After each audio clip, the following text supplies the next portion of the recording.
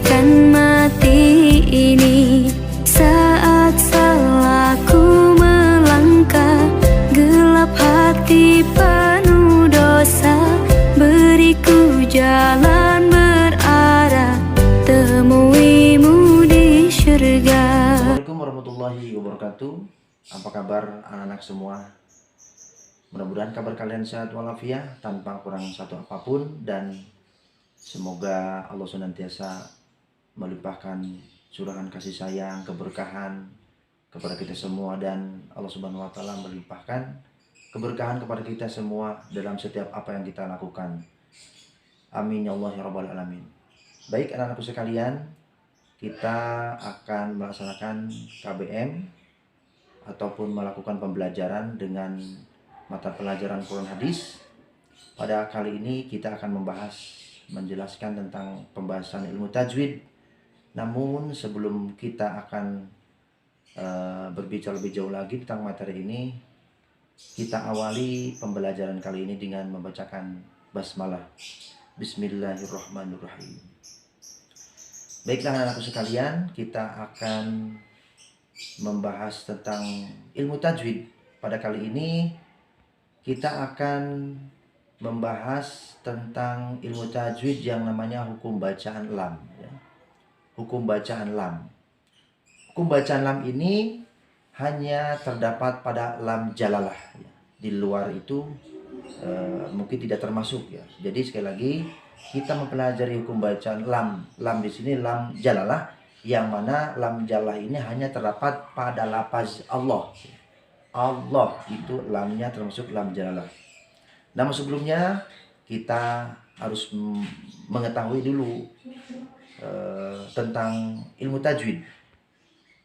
Sedikit saya akan mengulang kembali tentang ilmu tajwid. Ilmu tajwid itu adalah ilmu yang mempelajari tentang ilmu yang mempelajari tentang tata cara membaca Al-Quran dengan baik dan benar. Dan hukum ketika kita mempelajari ilmu tajwid, walaupun di situ ada fardu kifayah, tetapi dalam pembacaan Al-Quran, dalam menggunakannya itu merupakan fardu ain. Ya, baiklah kita akan lanjutkan kembali materinya tentang hukum bacaan lam. Hukum bacaan lam ada dua, yaitu lam tafkhim dan lam tarkik. Namun pada kali ini kita akan membahas tentang hukum bacaan lam yang terjadi pada tafkhim. Sebelumnya kita akan mengetahui dulu apa itu tafkhim, ya. Tafkhim itu menurut arti yang sederhananya adalah tebal. Kalau menurut istilah ilmu tajwidnya adalah bacaan yang harus dibaca dengan tebal. Saya ulangi lagi, tafkhim menurut bahasa itu artinya tebal. Kalau menurut ilmu tajwid, tafkhim itu artinya bacaan yang harus dibaca dengan tebal. Sekali lagi saya ingatkan, hukum bacaan tafkhim ini hanya terdapat pada lafaz Allah atau lam tidak lam jalalah. Ya, contoh dari bacaan lam jalalah tafkhim, ya.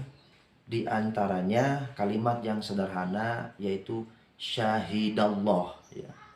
Syahidallah, dan itu harus dibaca tebal. Syahidallah harus kena o, ya, harus kena o, dibaca jangan syahidallah tapi syahidallah.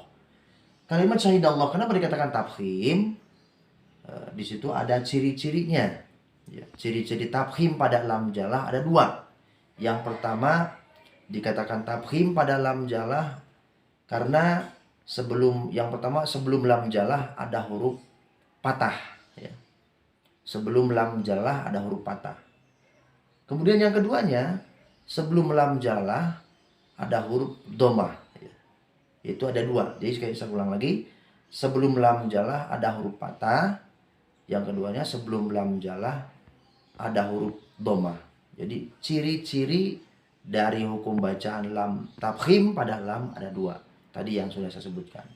Contoh yang lain seperti innallah, kemudian juga bihabli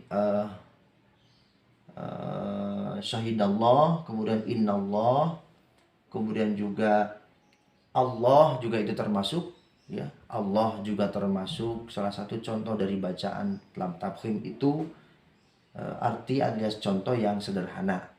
Sedangkan kalimat-kalimat contoh tersebut masih banyak di dalam Al-Quran. Makanya nanti silahkan kalian cari di Al-Quran yang lebih banyak contohnya mengenai hukum bacaan lam tafkhim. Ingat, lam tafkhim ini hanya terjadi pada lam jalalah, terutama lam jal itu hanya terdapat pada lafaz Allah. Demikianlah tadi pemaparan tentang materi yang berhubungan dengan ilmu tajwid, yaitu tentang hukum bacaan lam. Baru saja kita bahas tentang hukum bacaan lam yang dimaksud dengan lam jalalah, ya. Cuma dalam lam jalalah di sini kita bahas baru saja, yaitu tentang hukum bacaan tafkhim, ya. Sekali lagi, tafkhim hanya terdapat pada kalimat Allah. Lam di sini adalah lam jalalah. Anak sekalian, tinggal kita langsung mempraktikkan ketika kita sedang membaca Al-Quran, baik itu di rumah, di sekolah, dan di mana saja kalian berada, sehingga ketika kalian membaca Al-Quran itu yang namanya ilmu tajwid, salah satunya adalah mengenai hukum bacaan tafkhim, itu harus diterapkan, ya.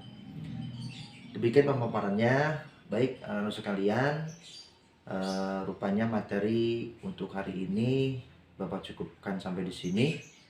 Mudah-mudahan baru saja yang kita pelajari bermanfaat buat kita semua, dan akan menjadikan pahala bagi setiap manusia yang ingin membaca Al-Quran, yang membaca Al-Quran sesuai dengan ilmu tajwid dengan baik dan benar. Bapak akhiri pembelajaran kali ini dengan sama-sama kita mengucapkan hamdalah. Alhamdulillahirabbil alamin. Sekian. Wassalamualaikum warahmatullahi wabarakatuh.